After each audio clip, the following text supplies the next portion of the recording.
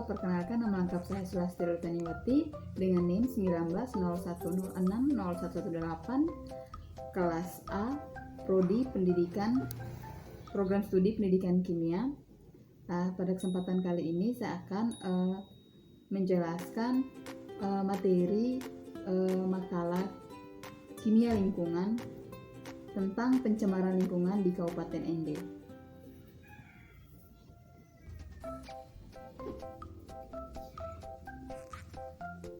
Oke, jadi baik. Lingkungan biasanya diartikan sebagai sesuatu yang ada di sekeliling kehidupan kita atau organisme.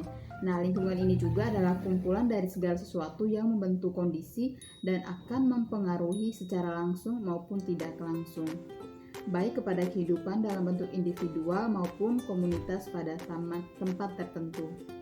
Nah, masalah pencemaran ini merupakan suatu masalah yang sangat perlu mendapat penanganan secara serius oleh semua pihak untuk dapat menanggulangi akibat buruk yang terjadi karena pencemaran. Ditinjau dari segi ilmu kimia, yang disebut pencemaran lingkungan adalah peristiwa penyebaran bahan kimia dengan kadar tertentu yang dapat merubah keadaan keseimbangan pada daur materi, baik keadaan struktur maupun fungsinya, sehingga mengganggu kesejahteraan manusia. Nah, pencemaran lingkungan ini juga perlu mendapat penanganan secara serius oleh semua pihak karena pencemaran lingkungan dapat menimbulkan gangguan terhadap kesejahteraan, kesehatan, bahkan dapat berakibat terhadap jiwa manusia.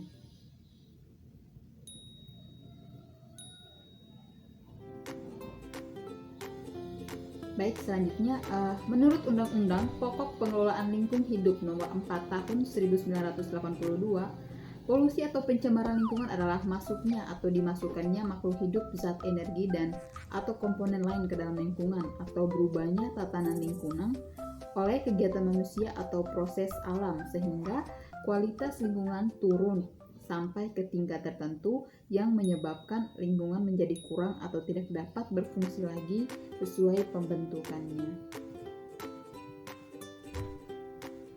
Nah, ada juga pendapat-pendapat dari beberapa tokoh. Yang pertama ada Emil Salim. Nah, Emil Salim ini berpendapat bahwa lingkungan hidup adalah segala benda, kondisi, keadaan, serta pengaruh yang terdapat dalam ruangan yang kita tempati dan mempengaruhi hal yang hidup, atau termasuk manusia. Kemudian ada juga pendapat dari para ahli yaitu Otto Somowarto. Lingkungan hidup adalah semua benda dan kondisi yang berada di dalamnya, dalam ruangan yang kita hadapi dan kita tempati yang mempengaruhi kehidupan kita. Nah, di sini juga ada banyak macam-macam pencemaran lingkungan. Yang pertama itu berdasarkan sifat zat pencemaran. Nah, yang pertama ada pencemaran biologis. Nah, pencemaran biologis ini adalah pencemaran yang disebabkan oleh adanya mikroorganisme seperti Salmonella typhosa. Nah, kemudian ada pencemaran fisik.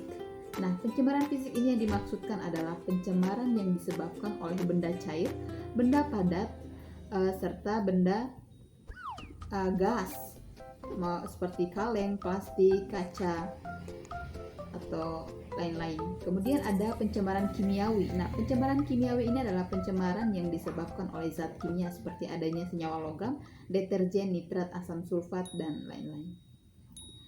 Nah, kemudian di sini saya akan menjelaskan pencemaran air. Nah, pencemaran air ini dapat berupa yang pertama itu ada limbah industri. Nah, di mana limbah industri ini dapat berupa jenis logam berat seperti kadmium, merkuri, dan timbal. Selain itu juga pewarna sintesis dan zat kimia lain sesuai dengan jenis industrinya. Kemudian ada limbah pertanian. Nah, pada limbah pertanian ini itu adalah penggunaan pupuk yang berlebihan akan mengakibatkan terjadinya penimbuhan NO di air sehingga terjadi eutrofikasi. Akibatnya gulma di air seperti eceng gondok, alga, dan sebagainya tumbuh lebat menutupi permukaan air dan sinar matahari tidak dapat menembus masuk air.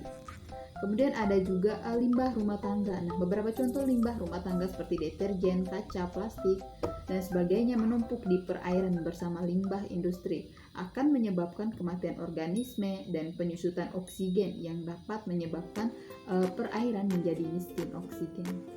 Kemudian ada juga limbah minyak. Nah, Limbah minyak ini minyak bumi ya, yang tumpah ke laut akibat kecelakaan kapal tanker atau kebocoran kilang minyak lepas pantai, menyebabkan tercemarnya air laut karena permukaan laut dilapisi oleh minyak dengan ketebalan tertentu akibat yang ditimbulkan. Misalnya, cahaya matahari tidak dapat menembus ke dalam air. Kemudian, fitoplankton tidak dapat menembus ke dalam air. Nah, yang ketiga, pertukaran udara dari udara ke air dan sebaliknya menjadi terganggu.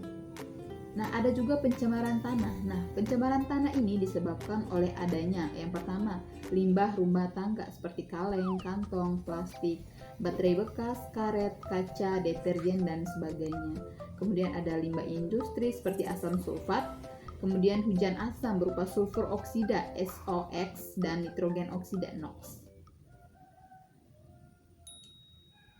Kemudian ada pencemaran udara. Nah, pencemaran udara ini adalah pengotoran udara akibat masuknya bahan asing atau zat pencemar ke dalam udara secara berlebihan. Nah, zat pencemar udara dapat berupa asap, debu, dan gas buangan bahan bakar fosil. Nah, bahan bakar fosil tersebut dapat berasal dari minyak tanah dan batu bara. Ada juga beberapa pencemaran udara yaitu yang sangat berbahaya, yaitu ada gas karbon monoksida, karbon dioksida, dan juga gas belerang. Kemudian ada pencemaran suara. Nah, pencemaran suara ini disebabkan oleh suara bising secara terus-menerus. Sumber pencemaran suara disebabkan oleh suara mesin pabrik, suara kereta api, bus, motor, pesawat terbang, dan suara gaduh lainnya. Akibat pencemaran lingkungan. Nah, ada juga akibat yang terjadi karena pencemaran lingkungan, yaitu adalah keracunan dan penyakit, punahnya spesies, kemudian peledak hama, kemudian terganggunya keseimbangan lingkungan, kesuburan tanahnya berkurang, dan juga terjadinya hujan asam.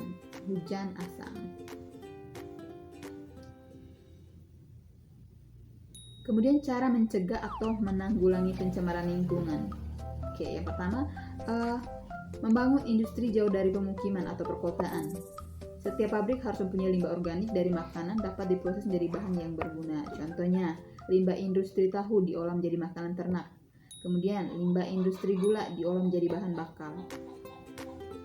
Kemudian, limbah rumah tangga. Nah, cara mengatasinya itu yaitu sampah plastik, kaleng, dan karet dapat didaur ulang menjadi peralatan yang berguna. Kemudian, sampah organik diolah menjadi pupuk kompos, dan sampah dibuang di tempat yang lebih rendah dan ditimbun dengan tanah. Oke.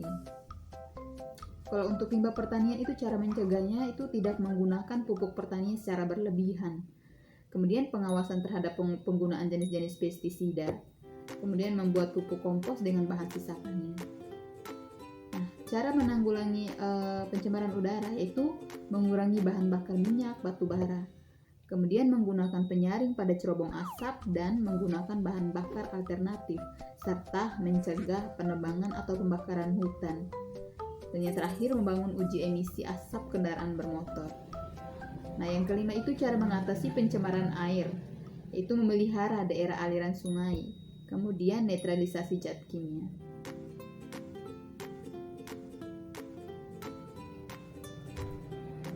Jadi kesimpulannya, polusi atau pencemaran lingkungan adalah masuknya atau dimasukkannya makhluk hidup saat energi dan atau komponen lain ke dalam lingkungan atau berubahnya tatanan lingkungan oleh kegiatan manusia atau proses alam. Nah, pencemaran dapat ditimbulkan sebagai akibat kegiatan manusia ataupun disebabkan oleh alam, misalnya gunung meletus atau gas beracun.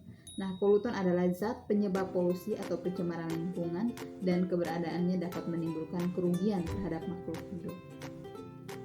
Baik, jadi sekian presentasi dari hasil makalah pencemaran lingkungan dari saya. Sekian dan terima kasih.